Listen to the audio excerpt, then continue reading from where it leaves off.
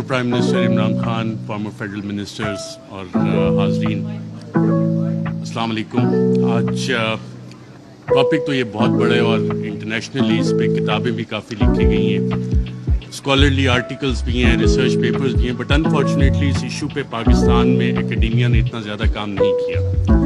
اس لیے میں آج آپ کے ساتھ میڈیا نے اس کو کیسے کانسپریسی ریجیم چینج کی، اس کو ڈیل کیسے کیا، میڈیا نیریٹیوز کیسے بنے، وہ تھوڑی ڈیٹیل میں جاؤں گا اور اس کا تھوڑا سا آپ کو اسپیکٹ بتاؤں گا لارجر اسٹریٹجک لیول پہ۔ لیکن میں یہ پوسٹر دیکھ رہا تھا ریجیم چینج کانسپریسی، تو مجھے پتہ لگا کہ یہ بھی راشد نے پینافیکس بنایا ہے اور راشد کافی اچھے کام کرتا ہے میرے پی ٹی آئی میں، تو مائی کلیپنگ فار ہم۔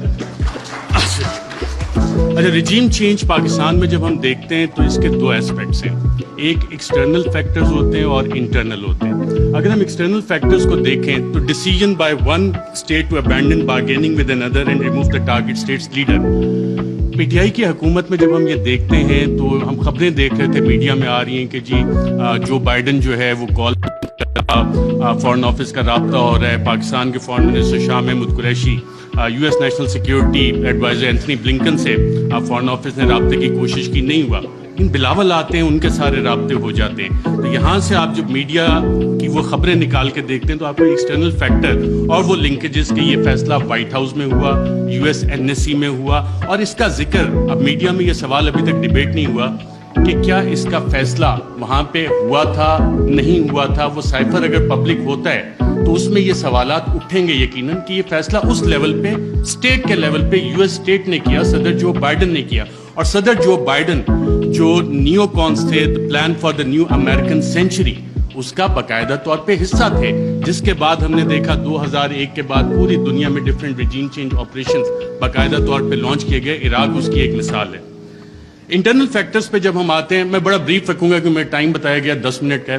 انٹرنل فیکٹرز کو جب ہم دیکھتے ہیں تو اس میں ذاتی انا کے مسئلے آ جاتے ہیں، کچھ اداروں کے مسائل آ جاتے ہیں، کچھ سیاسی مفادات آ جاتے ہیں۔ اور اس میں ایک سوال جب ہم انٹرنل فیکٹرز کا دیکھتے ہیں تو بڑا سوال یہ بنتا ہے کہ ملک کا کون سوچتا ہے، پاکستان کا کون سوچتا ہے۔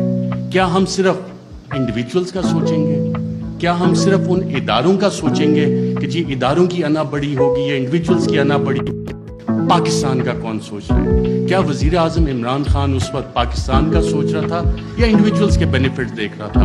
اور کیا یہ جو ریجیم چینج کانسپریسی ہے، اس میں جو میڈیا نیریٹیوز بنے وہ کس طرح کے بنے؟ اس میں انڈیویجولز اور انسٹیٹیوشن نے ڈومینیٹ کیا یا پاکستان کا سوال کسی نے اٹھایا؟ اس حوالے سے میڈیا نیریٹیوز اس حوالے سے سائلنٹ ہے، اس میں آپ کو انسٹیٹیوشنل اور انڈیویجول ڈومیننس نظر آتی ہے۔ اچھا، کوورٹ ایکشن بھی اس میں باقاعدہ طور پہ پلان ہوا۔ میڈیا میں being fly on the wall and being an active participant, ایک ایکٹیو جرنلسٹ ہوتے ہوئے آپ کو بہت کچھ پتہ لگتا ہے کہ جی میڈیا نیریٹیو بننا کیسے۔ اکثر جو حکومتیں بیٹھی ہوتی ہیں ان کو سب سے آخر میں پتہ لگتا ہے کہ ہمارے ساتھ ہو کیا رہا ہے، میڈیا کو پہلے پتہ لگ جانا شروع ہو جاتا ہے، کیونکہ کوورٹ ایکشن میڈیا نے پبلک اوپینین شیپ کرنا ہوتا ہے، پاپولیشن کو بتانا ہوتا ہے کہ جناب یہ حکومت کے ساتھ مسائل ہیں، اور وہ کہانیاں شروع ہو جاتی ہیں، اور یہ ڈاکومنٹڈ ہے اس سارے کیس میں بھی۔ اور پھر ٹولز اس میں استعمال ہوتے ہیں، لا فیئر جس کو ہم جسٹیفائی کرنے کے لیے، لا پلس وارفیئر، لا فیئر اور اس کے پولیٹیکل اینگلز بھی ہیں۔ اور ایک مثال تو فواد چودھری صاحب نے بھی ابھی دی کہ کس طرح ہوا۔ پھر ایک مثال جس دن آخری دن تھا اس حکومت کا، سب کچھ ہوا لیکن ہوا کچھ بھی نہیں، میسیجنگ بھی ہوئی لیکن ہوا کچھ بھی نہیں۔ کاروائی کیا ہوئی تھی اس دن؟ کچھ ہوئی لیکن میسیج کنوے ہو گیا تھا کہ یہ کچھ ہو سکتا ہے لیکن ہوا نہیں۔ تو وہ لا فیئر باقاعدہ طور پہ ریجیم چینج آپریشن کا ایک حصہ تھا، سوچا گیا، امپلیمنٹ کیا گیا، اور میڈیا نے اسے باقاعدہ طور پہ رپورٹ کیا، جس وجہ سے آج ہم اس کی بات کرتے ہیں، سوالات اٹھتے ہیں کہ جناب یہ والے کام کیسے ہوئے۔ صدر مملکت doctor Arif Alvi, supreme commander of the armed forces, head of the state representing unity of the republic, انہوں نے اپنے خط میں ذکر کیا ہے کہ 1951 سے شروع ہوتا ہے، لیاقت علی خان کی اسیسینیشن، ذوالفقار علی بھٹو کا بھی ذکر کرتے ہیں، پھر اس وقت پرائم منسٹر عمران خان کی حکومت کو جو نکالا گیا، smoking gun in the hand of a conspirator, کہ ایک سازشی کے ہاتھ میں دھواں دیتی ہوئی بندوق وہ ڈھونڈنی ہے، اس کے لیے کمیشن بنانا ہے۔ انڈیویجولز کو ہم سائڈ پہ رکھ دیتے ہیں، ہم اس میں ایک لارجر پیٹرن آئیڈینٹیفائی کرنے کی کوشش کرتے ہیں کہ پاکستان میں اگر ہم یو ایس لینس کے ذریعے دیکھیں، کیونکہ پاکستان کی فارن ریلیشنز جو ہیں ہم لوگ موسٹلی یو ایس بلاک میں رہیں، تو اس میں ہم یو ایس لینس سے اگر اس سارے مسئلے کو دیکھیں پاکستان کی 75 سالہ تاریخ کو کہ کب کب کیسے کیسے گیا, میں لارجر اس میں براڈ فریم ورک میں آپ کو بتاتا ہوں. 1958 martial law, 1978 martial law, 1999 martial law, یہ تمام مارشل لا جس وقت لگے اس وقت امریکہ کے اس خطے میں انٹرسٹ تھے. 1958 میں جب ایوب خان نے مارشل لا لگایا, لیاقت علی خان کی اسیسینیشن 2 ہفتے پہلے ان کے رشیا وزٹ سے ہوگی, آج تک نہیں پتہ لگا کہ پیچھے کون تھا. آپ آ جاتے ہیں جی مارشل لا, سیاٹو, سینٹو, کولڈ وار اپنے پیک پہ جا رہی تھی, امریکہ کو یہاں پہ الائز چاہیے تھے اور ہم سیاٹو سینٹو کا حصہ بنے. رشین بلاک میں, ہم سوویٹ بلاک میں نہیں گئے اور ہم وہاں پہ اس سائڈ پہ چلے گئے. اب وہ سارا پلان اس وقت سیاٹو سینٹو کولڈ وار جب اپنی پیک پہ گئی تو ایوب خان, جنرل ایوب خان, انہوں نے اپنی سروسز باقاعدہ پرووائڈ کی اور پاکستان یو ایس کیمپ میں کیا, اور اس وقت کے آپ دیکھتے بھی ہیں بڑے پیارے پیارے ویژولز ہمیں نظر آتے ہیں. 1977 جب ہم دوبارہ آتے ہیں تو اس وقت پھر امریکہ کے ریجنل انٹرسٹ یہاں پہ تھے اور ہم دیکھتے ہیں کہ کوورٹ وار باقاعدہ طور پہ شروع ہوئی, افغانستان کی جنگ لڑی گئی اور اس وقت پاکستان میں پھر مارشل لا آ جاتا ہے. ایک پاپولرلی الیکٹڈ ڈیموکریٹک لیڈر کو پھانسی دی جاتی ہے ایک ایسے کیس میں, غالباً سیکشن 109 فواد چودھری صاحب اگر بیٹھے ہوں تو بتائیں کہ اس میں پھانسی تو بنتی نہیں لیکن پھانسی دے دی گئی اور ضیاء الحق کا مارشل لا آ جاتا ہے. یو ایس انٹرسٹ دوبارہ افغانستان. 99 میں جب ہم آتے ہیں دوبارہ تو ایک نئی جنگ ہمیں چاہیے, اس کے لیے نیو کونس کے پلان آلریڈی بن چکے تھے. آلریڈی تھا کہ کدھر عراق میں جنگ ہونی ہے, لیبیا میں ہونی ہے, سیریا میں ہو رہی ہے, ایران, پاکستان بھی اس کا حصہ تھا. لیکن پاکستان جیسے بلڈ بارڈرز کا ڈاکٹر شیری مزاحم نے بتایا, Pakistan for various reasons and one of the main factors being a nuclear power تھوڑا سا بچ گیا. جو وار اگینسٹ ٹیرر ہماری شروع ہوئی, دہشت گردی کے خلاف جنگ, جو ٹی ٹی پی کا سارا انفیوز کیا گیا, وہ سارا اسی کا ایک حصہ تھا کہ یہاں پہ یہ ساری کاروائیاں پاکستان میں ہونی ہیں اور ہم اس ٹریپ میں باقاعدہ طور پہ واک ان کیے. یہ والے ہم 3 فیزز جب نکالتے ہیں, اچھا ان میں ٹرانزیشن کیسے ہوتی ہے؟ ٹرانزیشن پاپولرلی ہوتی ہے. جتنے بھی یہ لوگ گئے, جب ہم دیکھتے ہیں کتنا ٹرانزیشن 1969-70 میں جو ٹرانزیشن آئی وہ پاپولر اپرائزنگ ہوئی, پاپولر لیڈرز آپ کے کھڑے ہوئے. پاکستان پیپلز پارٹی کا قیام آیا, انہوں نے کہا کہ جی ناؤ ڈیڈی از نو مور ایکسیپٹیبل, میں بڑا ہو گیا ہوں, میں اپنی الگ پارٹی بناؤں گا, پاکستان پیپلز پارٹی. عوامی لیگ الگ بنی شیخ مجیب کی, اور پھر اس کے بعد کی جو الیکشن مینیپولیشن کی داستان ہے اس کے ریزلٹس ہمارے سامنے. 1988 محترمہ بے نظیر بھٹو آتی ہیں واپس, ایک پاپولر اپرائزنگ ہے. لاہور کے جو جلسے ہیں جن کی مثال دی جاتی تھی, جو کہ اب پاکستان تحریک انصاف نے جتنے بڑے بڑے جلسے کیے ہیں اسے اوور ویلم کر لیا, لیکن وہ مثال دی جاتی تھی کہ پاپولر اپرائزنگ ہوئی اور پھر وہاں پہ جو بھی آپ جو طیارہ جب پھٹا تھا جنرل ضیاء الحق کا, تو آپ کی ایک ڈیموکریٹک ٹرانزیشن آئی. اور یہ وہ فیز ہے جب آپ دوبارہ دیکھتے ہیں کہ ایک ٹرانزیشن ہو رہی ہے, دوبارہ آپ جنگ سے نکل رہے ہیں, حالات سٹیبل ہو رہے ہیں, افغانستان آپ نے فتح کر لیا ہے, سوویٹس کو وہاں سے بھگا دیا ہے, سو جنرل ضیاء کا کام ختم ہو گیا. سو پاکستان میں آپ ٹرانزیشن تھوڑے عرصے کے لیے چلو جی جمہوریت انہیں کھیلنے دیتے ہیں. پھر آ جاتا ہے 1999 اور 2007-8 general Musharraf, war against terror, اور اس کے بعد جب ان کی یوٹیلیٹی ختم ہوتی ہے, ہم نے دیکھا ایک پاپولر اپرائزنگ ہوتی ہے اور انہیں جانا پڑتا ہے. ہم لائرز موومنٹ بھی دیکھتے ہیں, ساری چیزیں. لیکن اس سارے عرصے میں جو ڈیموکریٹک ٹرانزیشن ہماری ہوئی ہے اس میں کیا واقعی حقیقی جمہوریت ہماری قائم ہو سکی کیا, یا کہ ہمیشہ ہمیں ایک ہائیبرڈ قسم کی جمہوریت جو ہے وہ ملی ہے؟ اور ہائیبرڈ جمہوریت بنتی کیسے ہے؟ ہمیشہ ایک کنگز پارٹی ہوتی ہے. جب آپ پاکستان کی تاریخ اٹھا کے دیکھتے ہیں تو جو مین آن ہارس بیگ ہیں, گھوڑے جو لوگ رائڈ کرتے ہیں, ہارس رائڈنگ کرتے ہیں, وہ اچھے گھوڑے رکھنے کا شوق بھی رکھتے ہیں, تو وہ چیز ہوتی ہے. لیکن اس ساری چیز میں ایک ٹائم فریم بڑا ڈفرینٹ آ رہا ہے پاکستان کی تاریخ میں, وہ آ رہا ہے 2018 سے 2022 کا. اس دوران میں اتھارٹیرین کنسولیڈیشن بھی ہوتی رہی. اتھارٹیرین کنسولیڈیشن اس طرح کے جو پرانے ایسٹس تھے جن پہ کرپشن کے مقدمات تھے ان کو بھی بچایا جا رہا تھا.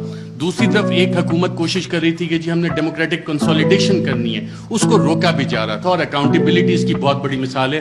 اور اگر کسی نے اس کا ایک ٹائم فریم نکالنا ہے کہ بڑا اچھا احتساب چل رہا تھا, ساری چیزیں 1 پیج پہ چل رہی تھیں, لیکن پھر ایک پریس کانفرنس مشہور زمانہ ہوتی ہے جس میں پوری نون لیگ کی لیڈرشپ بیٹھی ہوتی ہے اور مریم نواز اس میں ایک بڑی اچھی بات کرتی ہے کہ چند اہم لوگوں کی ویڈیوز موجود ہیں.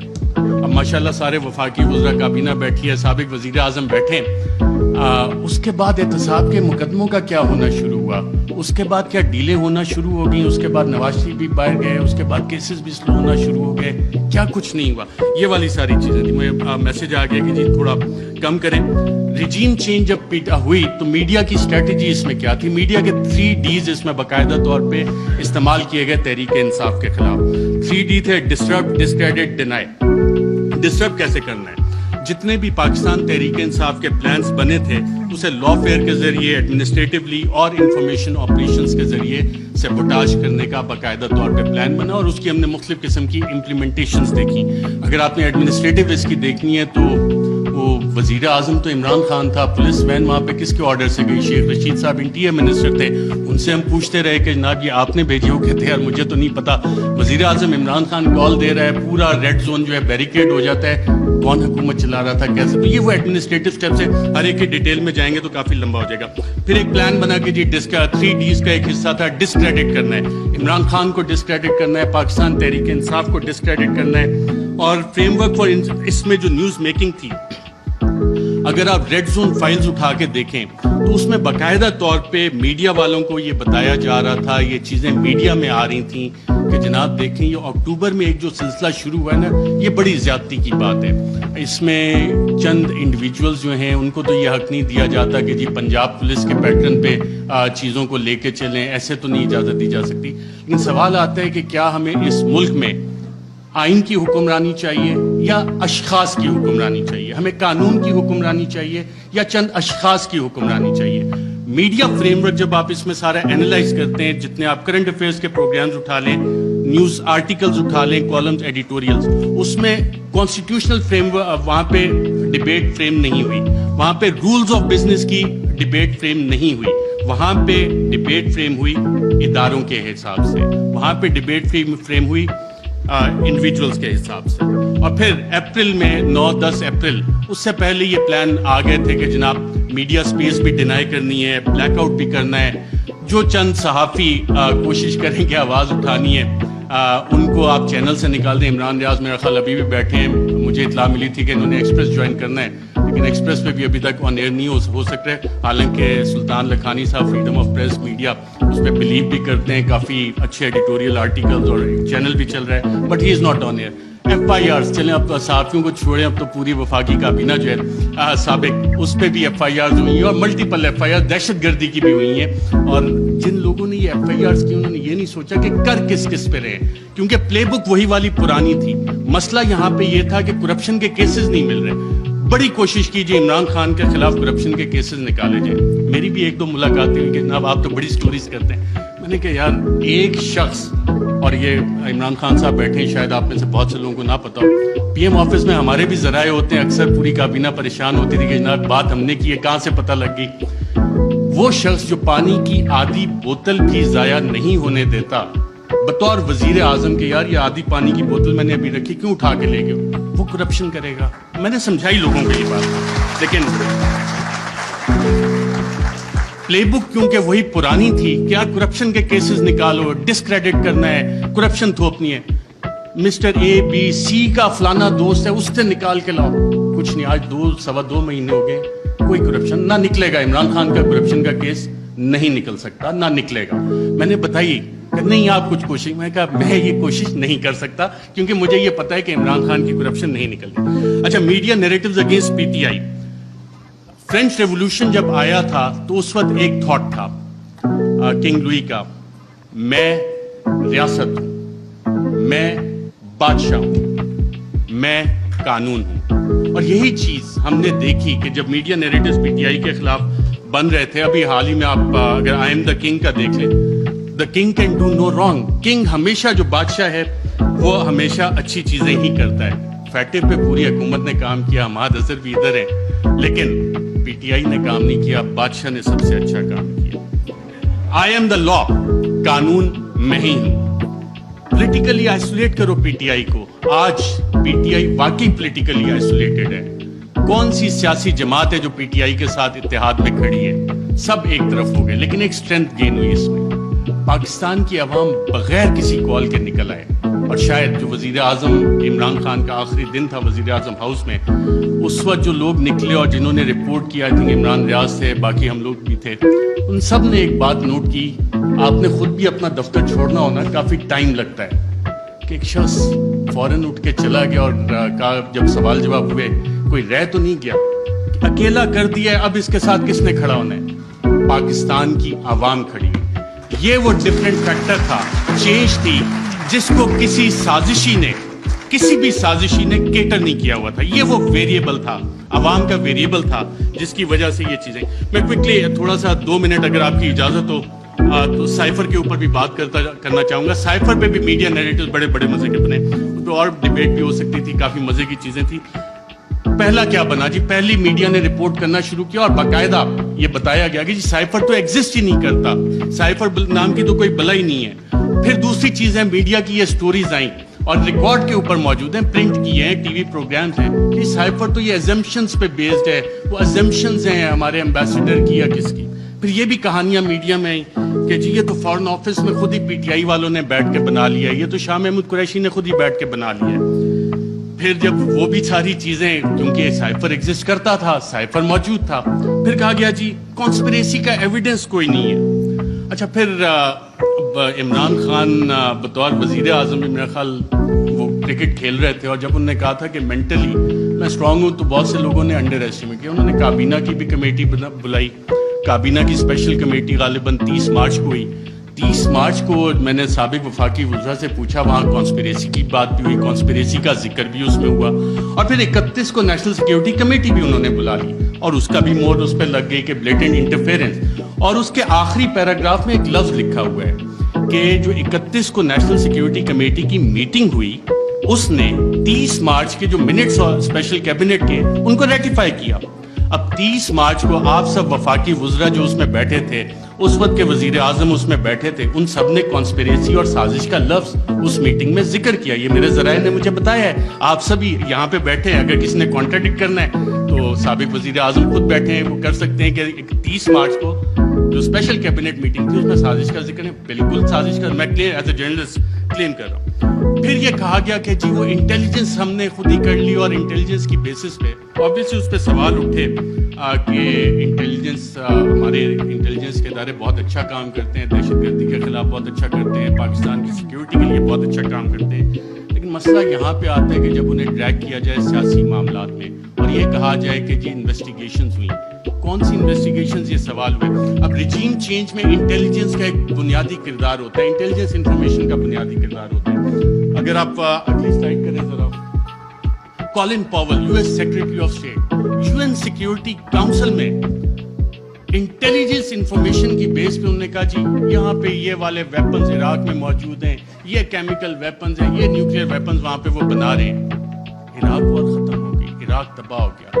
یہ اس انٹیلیجنس انفارمیشن کی اوقات تھی, ویلیو تھی, جو آج تک نہیں. میں ایک اور آپ کو افغانستان سے ریلیٹڈ انٹیلیجنس انفارمیشن دیتا ہوں, انٹیلیجنس ڈس انفارمیشن, کہ اسامہ بن لادن کے پاس نیوکلیئر ویپنز ہیں, اور اسامہ بن لادن کے پاس نیوکلیئر ویپنز, اگر آپ یہ سٹوری دیکھیں تو یہ جسٹیفائی کرنے کے لیے تھی کہ جی افغانستان میں امریکہ نے حملہ کرنا ہے. اور اس وقت آپ تمام امریکی اخبارات اٹھا لیں, ورلڈ ایکسکلوسیو ڈان نے بھی فرنٹ پیج پہ چھاپا کہ جی ایک ایکسکلوسیو انٹرویو ہوا ہے, اسامہ بن لادن کے پاس نیوکلیئر ویپنز ہیں. وہ نیوکلیئر ویپنز آج تک نہیں نکلے. تو یہ ہوتی ہے انٹیلیجنس انفارمیشن. جب تک آپ تحقیقات نہیں کرتے, اسے ویریفائی نہیں کرتے, بہت سی جے آئی ٹیز میں انٹیلیجنس انفارمیشن آتی ہے, بہت اچھا کام ہوتا ہے, لیکن اس کی ویریفیکیشن چاہیے ہوتی ہے. انٹیلیجنس اور انٹیلیجنٹ انفارمیشن میں فرق ہوتا ہے. اس کے علاوہ بہت ساری چیزیں ہیں. پروپیگنڈا پہ اگر ہم جائیں, ڈی کلاسیفائڈ ڈاکومنٹس بہت سارے آگے ہیں, چلی کے حوالے سے, ایران کے حوالے سے. ٹائم میرے پاس کم ہے, میں نے کہا یہ والے لارجر ایشوز آپ کے سامنے رکھوں. Thank you very much.